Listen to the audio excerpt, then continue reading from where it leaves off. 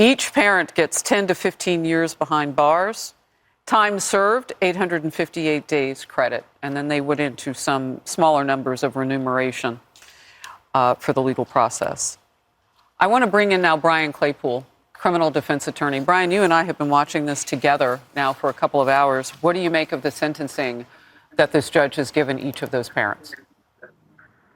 Hey, Harris, you and I talked a while ago about the value of these victim impact statements. And before I even talked to you this morning, I thought when I woke up, these parents would probably get between 6 and 8 years. But I will tell you categorically, when you and I talked about the moms up there talking about their daughters, looking at their dead bodies, they sat there for 10 minutes in a pool of blood, and these kids can't go to proms, they can't go to college, they can't go married. That played a major factor in Judge Matthews giving them the harshest sentence.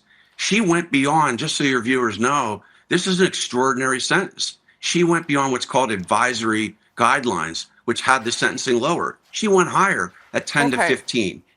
And I want to understand that because everything I read said that the max was 15. So when you say she went beyond the guidelines, it's still within that guideline of being the maximum sentence.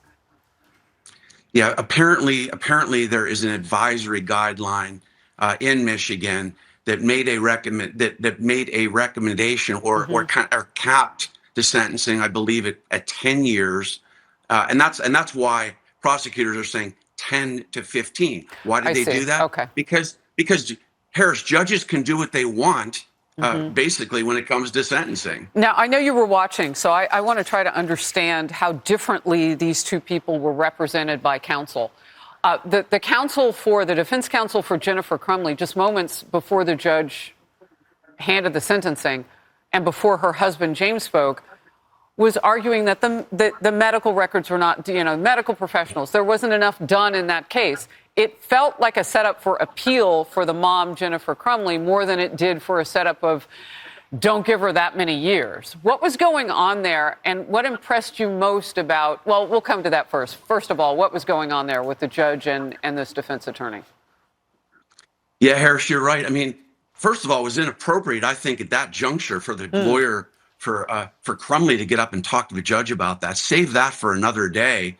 And I think what she was trying to do was to influence Judge Matthews' ruling on how many years both the Crumbleys get. But I will tell you, it was misplaced. It was a catastrophic failure to make those comments at a sentencing hearing. And in my opinion, the Crumbleys are borderline psychopaths. Both of them talk more about how this has affected them. What an inconvenience for them to be in jail. And they're going to have to live the rest of their lives thinking about this. What about the victims? That's the first thing they should have done. Stood up. Well, James Crumbley did. Said, yeah. Oh, Harris, look, I've done close to 100 jury trials in my career.